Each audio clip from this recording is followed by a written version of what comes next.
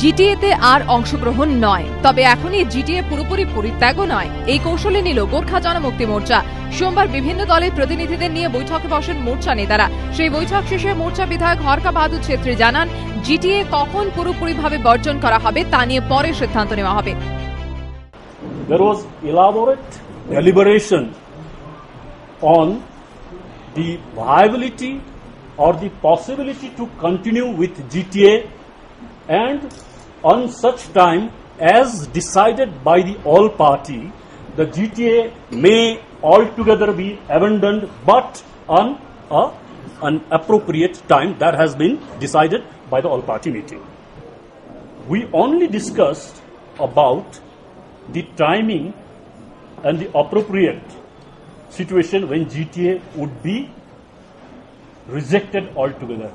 Nothing about continuing with GTA or nothing about electing a new executive.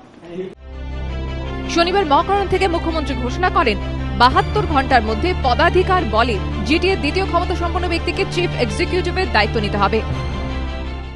যেহেতু GTA chairman resign করেছেন, তারটা আমরা accept করে নিয়েছি। আমরা নেক্সট ম্যান যিনি আছেন according to our GTA agreement এবং আমাদের জিটিএ যেটা ফরমেশন হয়েছে তা অনুযায়ী আমরা নেক্সট ম্যানকে বলছি দায়িত্ব নিতে। 3 দিন তার জন্য সময় দেওয়া হচ্ছে। তারা আশা করি দায়িত্ব নেবেন, নিয়ে জিটিএ ভালো করে কাজ শুরু করবেন।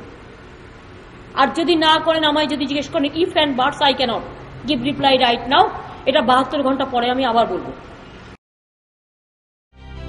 সরকারের তরফে সোমবার একটি চিঠিও পায় মোর্চা। তাতে বলা হয় 72 ঘন্টার মধ্যে জিটিএর প্রধান পদে কাউকে বসাতে, কিন্তু মোর্চা সূত্রে খবর বিমল গুরুং জিটিএ প্রধানের পদ ছাড়ার পর তাদের তরফে আর কেউ সেই পদে বসবেন এমন সম্ভাবনা নেই বললেই চলে। জিটিএ প্রধানের পদ থেকে বিমল গুরুং ইস্তফা দেওয়া মাত্রই তা গ্রহণ করে রাজ্য সরকার, কিন্তু জিটিএতে মোর্চার ৪৫ জন সদস্য এখনো ইস্তফা দেননি।